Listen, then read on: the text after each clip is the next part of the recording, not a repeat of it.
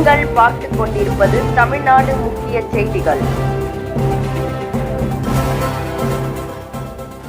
வணக்கம். திருவள்ளூர் அருகே அரசு பள்ளிக்கு 5 லட்சம் மதிப்பிலான மேஜை நாற்காலிகளை எம்பி சசிகாந்த் செந்தில் வழங்கினார். திருவள்ளூர் அடுத்து பூண்டி ஒன்றியத்திற்கு உட்பட்ட பெண்ணாலூர்பேட்டை பகுதியில் இயங்கி வரும் அரசினர் மேல்நிலைப் பள்ளியில் 2024-25 ஆண்டுக்கான நாடாளுமன்ற உறுப்பினர் தொகுதி மேம்பாட்டு திட்டத்தின் கீழ் சுமார் 5 லட்சம் மதிப்பீட்டில் 40 மேஜை நாற்காலிகளை திருவள்ளூர் நாடாளுமன்ற உறுப்பினர் சசிகாந்த் செந்தில் வழங்கினார். அதனைத் தொடர்ந்து பள்ளி மாணவ மாணவிகளுக்கு கல்வியின் முக்கியத்துவத்தை குறித்து அறிவுரை வழங்கினார்.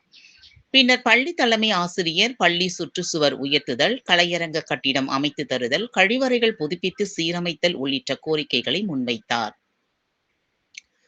பின்னர் செய்தியாளர்களை சந்தித்த அவர், நாடாளுமன்ற உறுப்பினர் நிதியிலிருந்து அரசு பள்ளிக்கு உதவி வழங்கியது மகிழ்ச்சி அளிப்பதாகவும், இதேபோன்று பல அரசு பள்ளிகளுக்கு உதவிகள் செய்ய பொறுப்பும் கடமையும் இருப்பதாகவும் அவர் தெரிவித்தார்.